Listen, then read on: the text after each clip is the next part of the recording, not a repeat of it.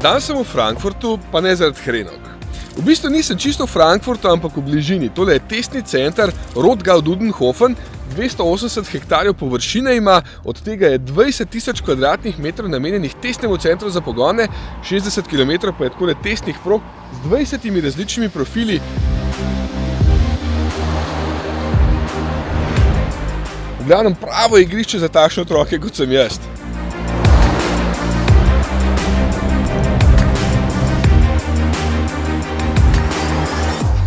Sem moral telefon prav pospraviti v takšno vrečko, ker je tukaj toliko skrivnosti, da ne smem igrati Jamesa Bonda, pa čisto takole neskrivaj posnet. Sem pa tukaj seveda zaradi Suzukija. E-Vitara se imenuje in to je v bistvu še prototip. Se pa začne serijski vsak čas proizvajati v Indiji za ves svet.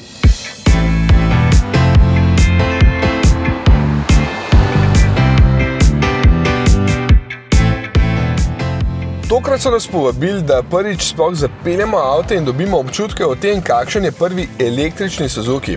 Točno tile še niso homologirani za Evropo, zato jih tudi vozimo na tem posebnem poligonu, kjer bo k sreči kasneje tudi neki blat, ampak to pride kasneje. Zdaj najprej imamo tukaj slalomček in podobne stvari, pa pospeševanje, potem pa dinamiko.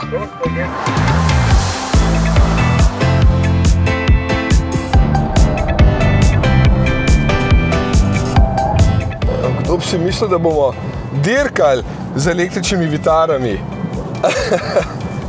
Prav da best je.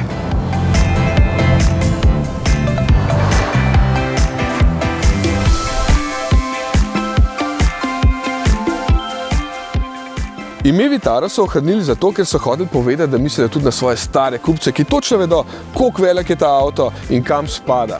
Obenem je pa elektrika nekaj čist novega za njih in to je prvi električni Suzuki kadarkoli. Blaten tudi.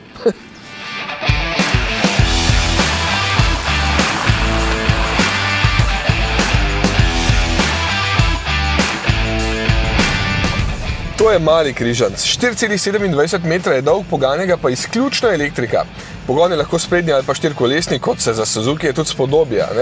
No, štirikolesni pogon je možen, ker zadaj namestijo še en električni motor, evo, zdaj se vozim po blatu, v tem primeru z 49 kW moči, sistemska moč pa je 135 kW, kar je po domače 184 konjev. V tem primeru z mesta do 100 na uro skoči v 7,4 sekunde, samo s prednjim motorjem pa v 9. In to smo prej lepo preizkusili, ko smo se vozili tudi na dirkališču. Dve bateriji bosta na voljo, 49 ali 61 kWh za večji doseg. Na enosmernem toku se bo polnil 150 kW, na izmeničnem z 11, da se bo lepo peljal, pa skrbi več vodilna naprema zadaj. In to v obeh primerih, tako pri sprednjem kot štirikolesnem pogonu. Seveda so pri razvoju nove platforme in komponent sodelovali z veliko Toyoto, torej bo ta tehnika uporabljena tudi za njihov bodoči mali električni Urban Cruiser.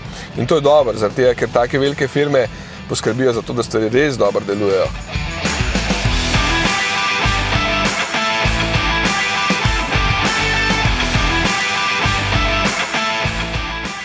Ampak Suzuki je želel svojo posebnost poudariti predvsem z obliko. Glavni oblikovalec je povedal, da mora biti čim bolj enostavna in hkrati prepoznavna, tako da so določene elemente poudarili z grafiko in tridimenzionalnimi lučmi, vse ostalo pa naj bi bilo prepoznavno Vitara.